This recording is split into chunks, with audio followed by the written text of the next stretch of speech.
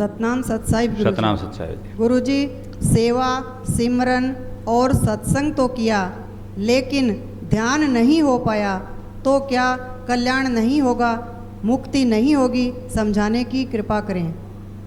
सत्संग सेवा सिमरण तो किया, लेकिन ध्यान नहीं हो पाया, तो क्या मुक्ति होगी, क्या कल्याण होगा?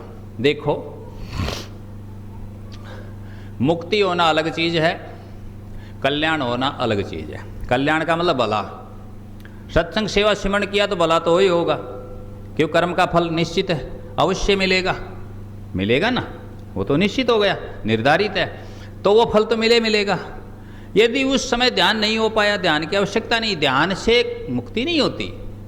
ध्यान का तो हम किसी का ध्यान कर रहे हैं, इसका मतलब वो है, दो हो गए, वहाँ तो मुक्ति है ही नहीं। क्यों? एक जिसको हम ध्यान रहे हैं, जिसका ध्यान कर रहे हैं, एक हम, दो हो गए ना, ध्यान करने वाला और जिसका हम ध्यान कर रहे हैं, ध्येय, दो एक नहीं हुए, तो वहाँ तो मुक्ति है ही नहीं ध्यान में, तो ठीक है ना।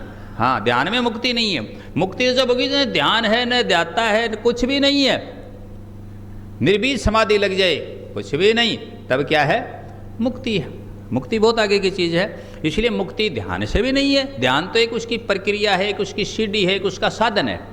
समझ गए ना इस बात को? वहाँ तक पहुँचने के लिए एक पायदान समझ लो, ये चीज़ है ध्यान। और उस तक सत्संग है, सेवा है, सिमरण, ये क्या निष्फल चले जाएंगे? ना, यदि उसका अंत समय तक भी भाव ठीक है, तो किसी ध्यान के, किसी समाधि की आवश्यकता नहीं।